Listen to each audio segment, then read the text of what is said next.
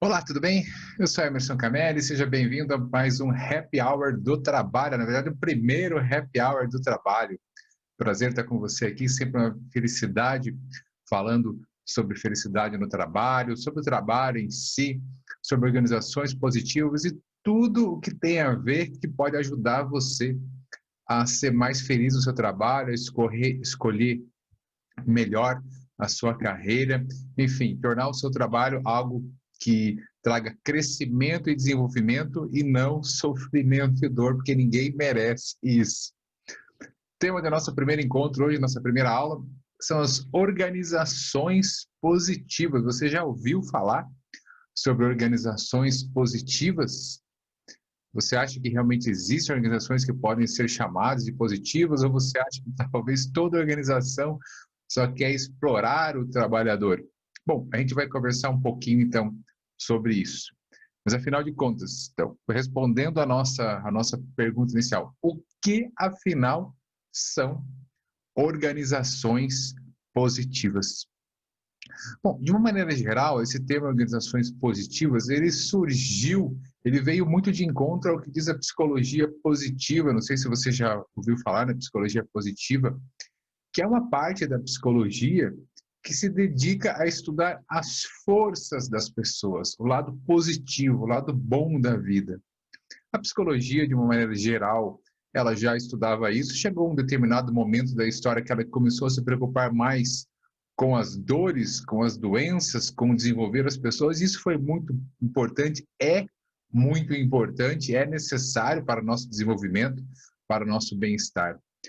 Mas ela acabou deixando um pouco de lado os estudos das forças, os estudos positivos, os estudos daquilo que faz o homem se desenvolver, crescer. Né? Como diz Martin Seligman, um dos criadores da psicologia positiva, o estudo daquilo que faz a vida valer a pena. Então, a psicologia positiva foi um movimento que surgiu para talvez completar essa lacuna, aquilo que havia sido deixado um pouco de lado pela psicologia de uma maneira em geral. Um tempo depois, surgiram então os estudos organizacionais positivos, porque você sempre tem pessoas que procuram estudar o ser humano na sua maneira mais subjetiva, o ser humano em sociedade. Então, estudos organizacionais positivos surgiram para estudar as organizações, a visão da psicologia positiva ou a visão positiva vista do âmbito das organizações. Como o ser humano pode se desenvolver, como o ser humano pode crescer dentro de uma organização. O que nós podemos fazer para que uma organização não seja, como eu falei no começo, fonte de dor, de sofrimento, basicamente de exploração das pessoas, e sim uma fonte também de desenvolvimento, de crescimento, de produtividade, de engajamento e, obviamente, de felicidade. Então, as organizações positivas são essas organizações que se preocupam em estudar o que elas mesmas têm de bom. É importante frisar que as organizações positivas, de maneira alguma, deixam de lado os problemas, deixam de lado aquilo que não é bom. Elas também se preocupam com os problemas. A gente tem que também verificar o que não está dando certo. A questão é que o foco é no positivo. Então, elas se preocupam com os problemas e tentam encontrar maneiras de transformar aqueles problemas em coisas positivas, aqueles problemas em coisas boas. E o foco sempre, novamente, é no positivo. E daí vem, então, o nome organizações positivas. Tem uma definição de organizações positivas que eu gosto muito, que diz o seguinte: são organizações que investem esforços de colaboração sistemáticos e intencionais para maximizar o bem-estar e a produtividade dos trabalhadores, através de funções bem desenhadas e significativas, ambientes sociais de apoio e oportunidades equitativas e acessíveis para o desenvolvimento da carreira e equilíbrio entre a vida pessoal e profissional. Nossa, uma definição enorme, uma definição talvez um pouco grande, mas vamos explicar então um pouco melhor essa definição. Então, primeiro, Organizações que investem esforços de colaboração. A gente precisa entender que uma organização positiva, em uma organização positiva, os esforços não vêm somente da liderança para baixo, ou dos altos níveis para baixo, ou mesmo parte dos níveis mais baixos da organização para cima. Não. São esforços de colaboração. Todos precisam estar envolvidos, todos precisam estar engajados. Então, todos colaborando para o bem-estar comum. Então, primeiro, investem em esforços de colaboração, sistemáticos e intencionais. Sistemático, não adianta ser apenas um esforço uma vez por ano, um esforço uma vez por mês, ou sei lá, de vez em quando. Não, são esforços sistemáticos que acontecem com uma regularidade e eles têm que ser intencionais.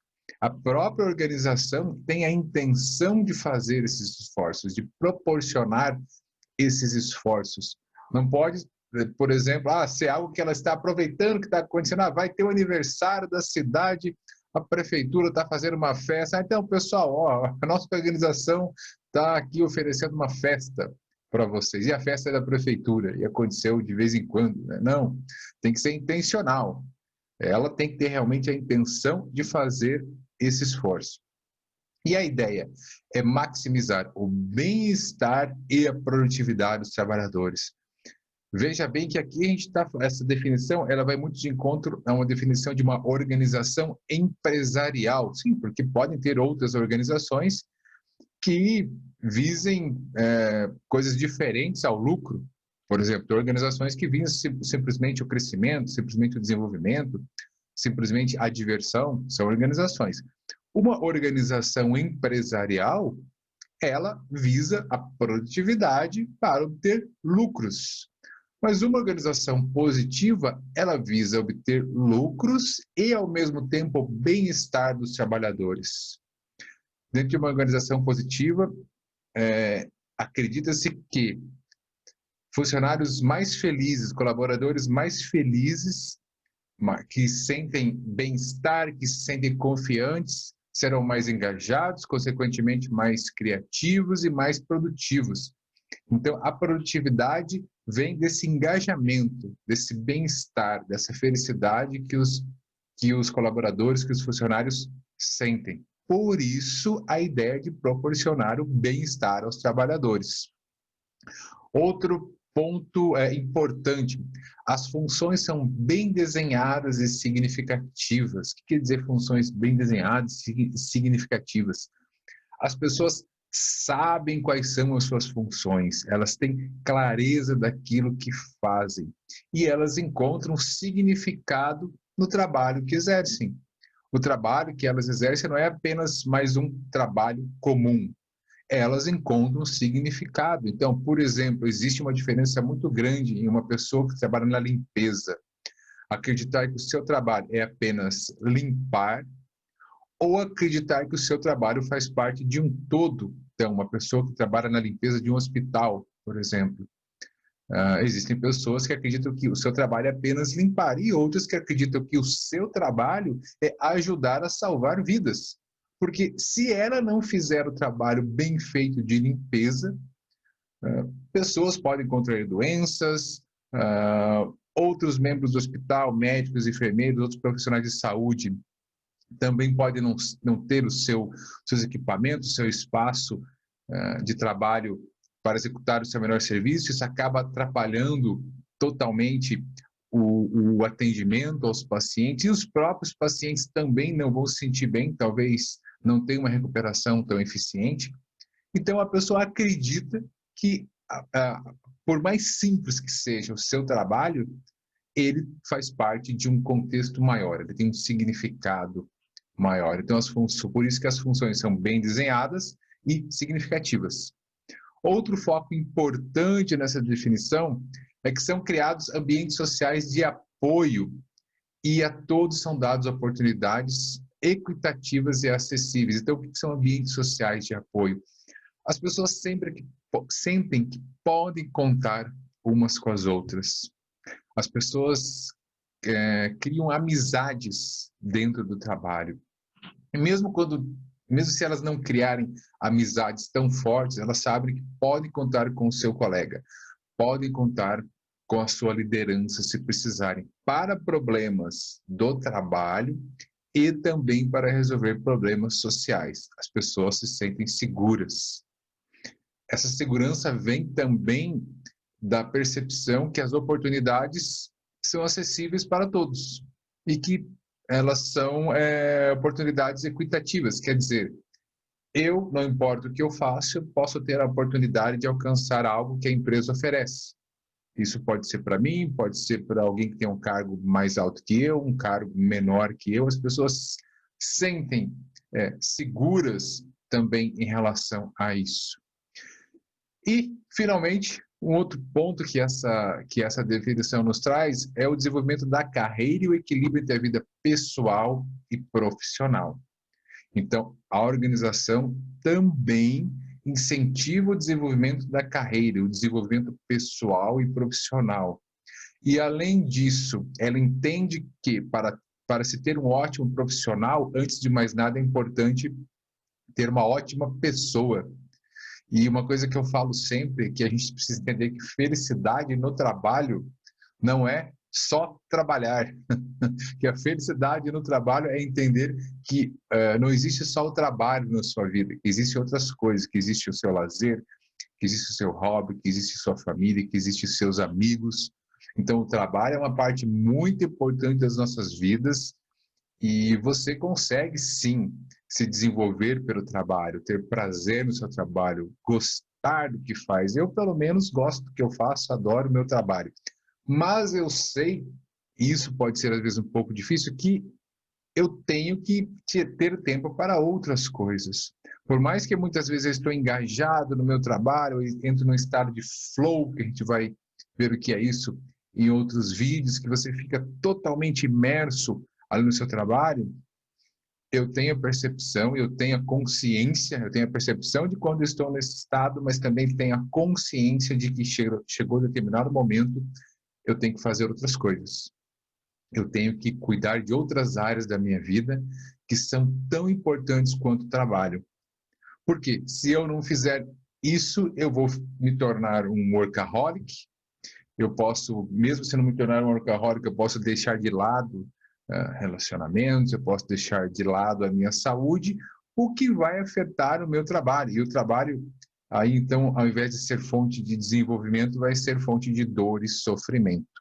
Então, é muito importante você ter esse equilíbrio entre vida pessoal e vida profissional. E aí você deve estar falando, Emerson, mas isso é mais fácil falar do que fazer.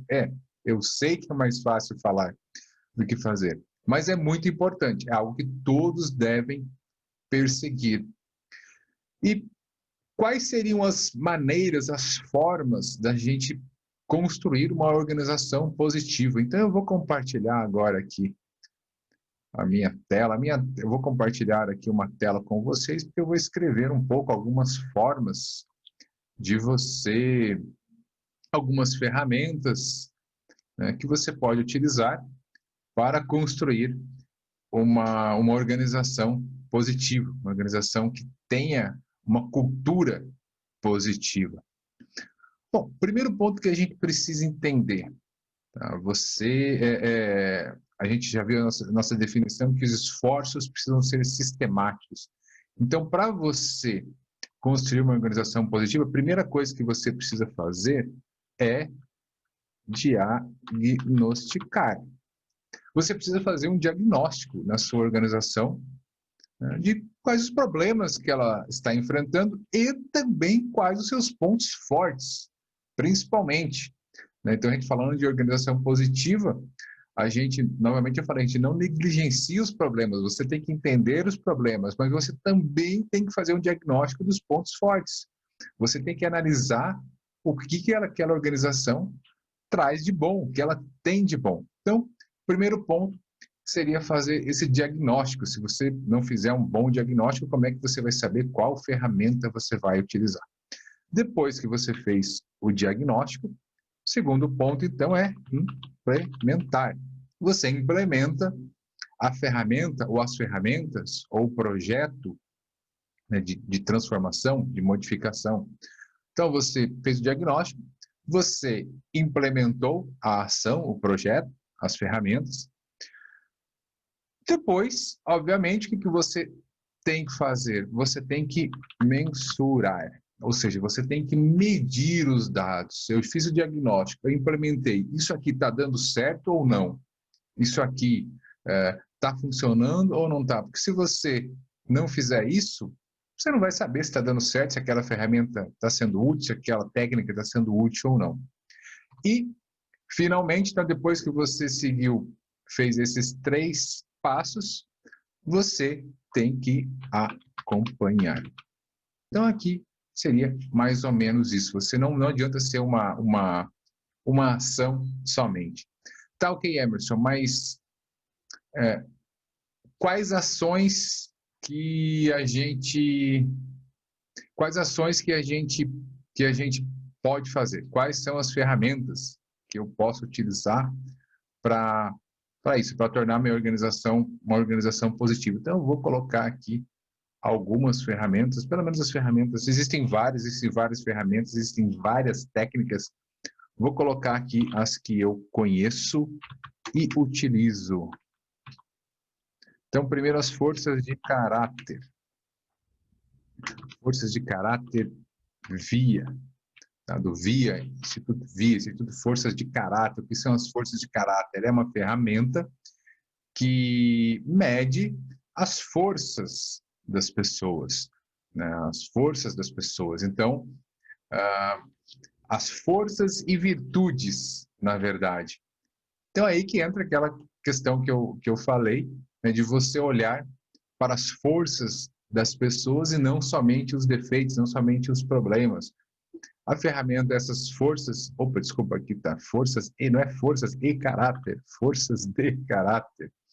Então, você medindo as forças de caráter, você basicamente descobre quais são os pontos, não vou dizer os pontos fortes, mas as maiores forças no caráter de cada pessoa. E você pode utilizar essas forças para várias situações. Por quê? Porque quando as pessoas estão usando as forças, elas se sentem mais felizes, elas sentem que elas estão progredindo, elas sentem que elas estão avançando. Então, você pode utilizar as forças para contratação, para remanejamento de funcionários, você pode utilizar para o desenvolvimento de líderes. Então, é uma ferramenta muito usada. A gente vai falar mais sobre essa ferramenta numa aula futura. Você pode e deve também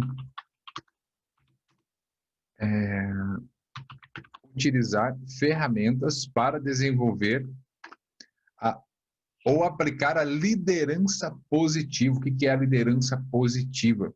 Da mesma maneira que existem as organizações positivas que focam nas forças, uma liderança positiva também vai focar na força e no desenvolvimento de sua equipe.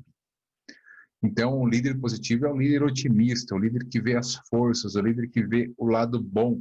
Novamente, ele não vai deixar de lado os problemas, mas o foco é nas forças. Ele incentiva muito as pessoas, procura ter uma postura de coach. Quer dizer, o líder ele sempre procura desenvolver a sua equipe. Então, a liderança positiva é outra ferramenta, é outra maneira de você criar um ambiente, uma cultura positiva. Outra ferramenta chamada de investigação apreciativa. Investigação apreciativa. O que é investigação apreciativa? Também é outra ferramenta que foca nas forças da seguinte maneira, foca nos pontos positivos da seguinte maneira. Então, você imagine que você quer implantar algo na sua empresa. A investigação apreciativa vai buscar investigar o que de melhor aquela organização tem. Bom, isso aqui é o que de melhor a gente tem, como é que a gente fez para conseguir isso? E aí ela vai sonhar, né? E esse sonhar, ela vai imaginar, porque esse sonhar está dentro dos passos, mas ela vai imaginar aonde ela quer chegar. E aí ele vai traçar um plano para chegar nesse sonho e verificar o que ela quer fazer. mas você perceba que ela parte do bom, ela parte do melhor, ela parte do positivo. Ela não parte do problema. Ah, então nós temos esse problema, então vamos focar em resolver esse problema. Não, nós temos esse problema. O que de melhor que nós já fizemos? E usando esse de melhor que nós já fizemos, como que nós podemos aplicar isso para também resolver esse problema? Então seria algo mais ou menos assim. Quando a gente entrar na aula sobre esse assunto, você vai entender melhor.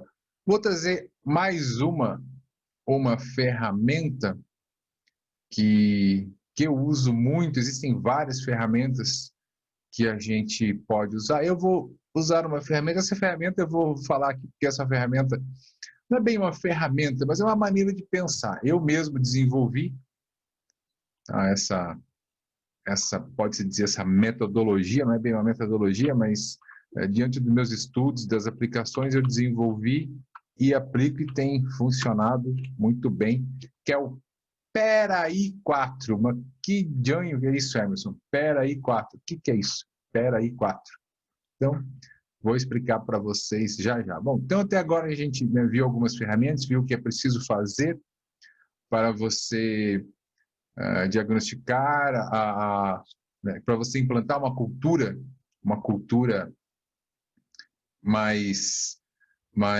uma cultura positiva. Então, primeiro você faz o diagnóstico, depois você implementa, depois você mensura, depois você acompanha.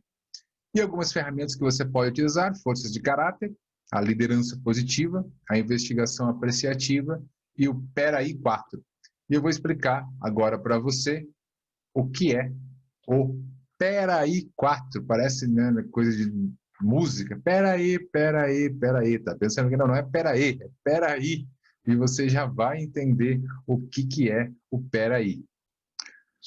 Então, vou compartilhar novamente aqui minha tela em branco com você. Deixa eu apagar isso daqui. Agora você já tem, deixa eu apagar aqui e vou colocar o outro texto, viu? Peraí 4. O que é o Peraí 4? Então, vamos lá. O P é propósito. Então, uma das áreas, o Peraí são são áreas para você trabalhar, e o 4 são as dimensões. Vamos primeiro nas letras. Propósito. Então, a primeira coisa que você trabalhar é o propósito. A pessoa precisa entender que o trabalho dela tem um propósito maior. E se ela não conseguir trabalhar naquilo que ela acredita que é o propósito, ou ver um propósito diferente no seu trabalho, mudar o propósito do seu trabalho, o que eu geralmente aconselho é mudar o trabalho.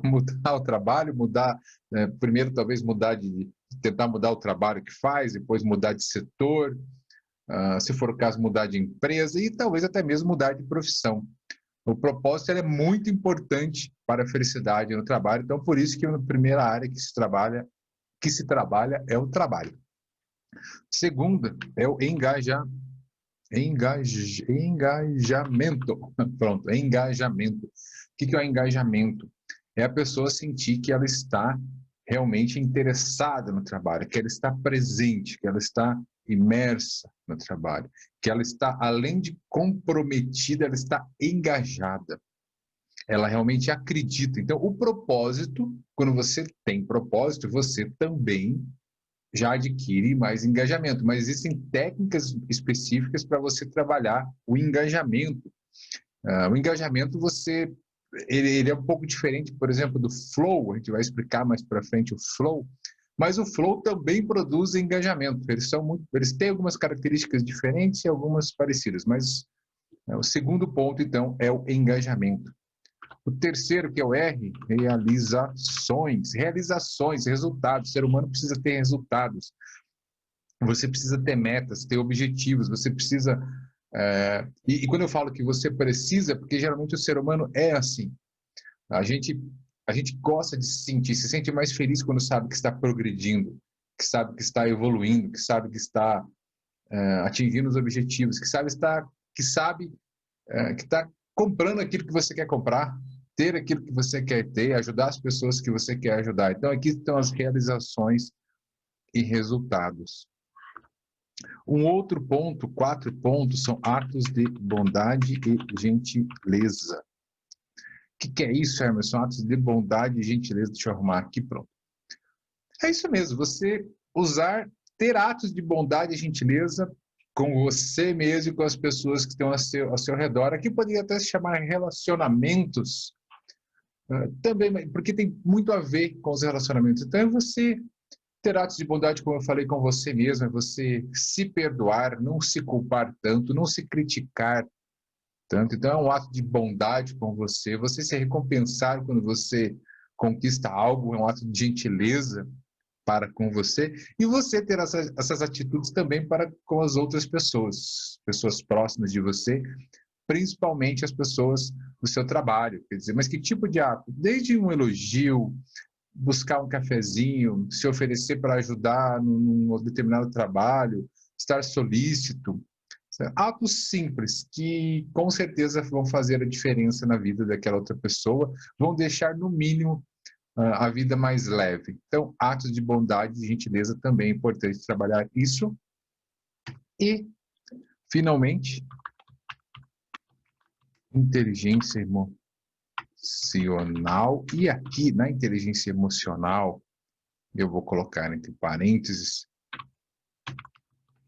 está também a resiliência, porque a resiliência, ela não, dependendo, né, a maior parte das teorias não entra exatamente dentro da inteligência emocional, mas você desenvolvendo inteligência emocional, você também desenvolve resiliência. Mas a gente consegue trabalhar técnicas só para desenvolver resiliência, também específicas para resiliência e também para inteligência emocional. Eu coloco os dois juntos porque eu vejo os dois assim muito dentro do mesmo pacote. Quando a inteligência emocional ajuda você também a desenvolver resiliência, apesar de serem construtos, ou melhor, né, de serem de terem definições diferentes, né, de existirem técnicas diferentes, estudos diferentes, mas eu coloco os dois aqui no mesmo pacote, porque dá para você trabalhar um pouco os dois ao mesmo tempo.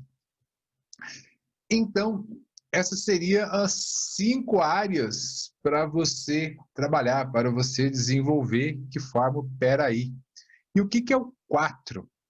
O 4 são as 4 dimensões. Então, vou colocar aqui as 4 dimensões que você pode trabalhar o seu Peraí. E quais são essas dimensões? A primeira e a mais importante de todas, o eu. O eu é fundamental para a felicidade no trabalho. Se você não tiver a sua noção de propósito, se você não souber o que te faz engajado, o que é importante para você realizar, se você não tiver consciência da importância de atos de bondade e gentileza para com você mesmo e para com os outros, e não desenvolver a sua inteligência emocional, nada mais que for feito nas outras dimensões vai ter resultado ou vai ter muito pouco resultado. Então, o eu é o fundamental. O eu é o principal ponto onde deve ser trabalhado.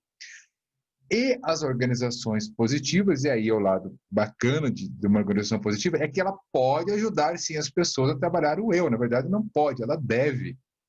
Ela ajuda as pessoas a trabalhar o eu com autoconhecimento, com desenvolvimento de capital social, de capital psicológico. Então, a pessoa passa a se conhecer mais, a se desenvolver com a ajuda da organização. Então, primeira dimensão, sou o eu. Segunda dimensão é a equipe. A equipe é onde você está. Qual é o propósito dessa equipe? Como que essa equipe se engaja? Quais são as metas, objetivos e realizações dessa equipe? Como que as pessoas da equipe se tratam? Como que eles se relacionam? E qual é a capacidade de inteligência emocional e resiliência da equipe? E aí, obviamente, parte da inteligência emocional de cada um, mas a equipe pode ter a sua própria inteligência emocional e se ajudar, desenvolver a sua resiliência, ter o apoio, e aí entre esses dois, inteligência emocional e atos de bondade. Então, você desenvolve isso, você pode trabalhar tudo isso também na equipe, Outra dimensão é a organização. A organização geralmente tem missão, visão e valores e o propósito dessa organização. Qual é o propósito? As pessoas sabem qual é o propósito, e aí a diferença de propósito, por exemplo, a missão é aquilo que a organização faz, a visão onde ela quer chegar, os valores, aquilo que é importante para a organização, e o propósito. O propósito é por que ela faz aquilo que ela faz, enquanto missão é o que ela faz, o propósito é por que ela faz, qual é o significado maior.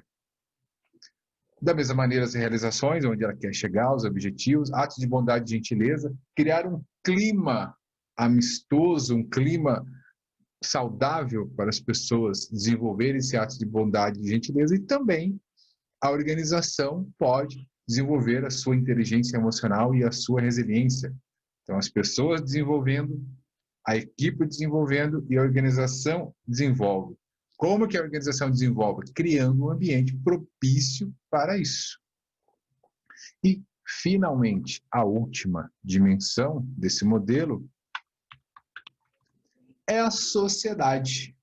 Mas como assim, Emerson? A sociedade? Como é que eu posso trabalhar o propósito da sociedade, o engajamento da sociedade? Veja bem que a sociedade, dentro de uma visão... Deixa eu modificar aqui, deixa eu colocar um outro... Deixa eu ver, vou salvar aqui.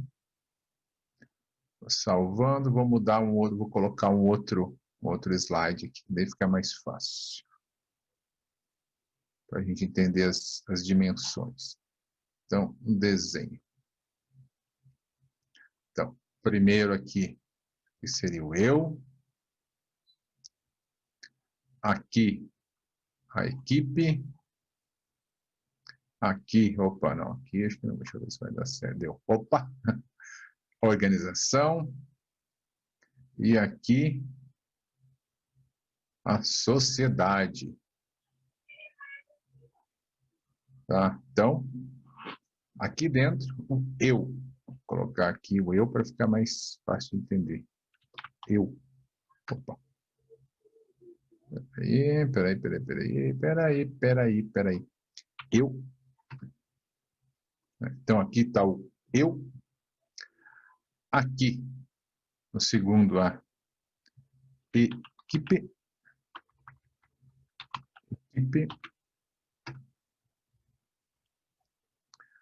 No terceiro, a organização.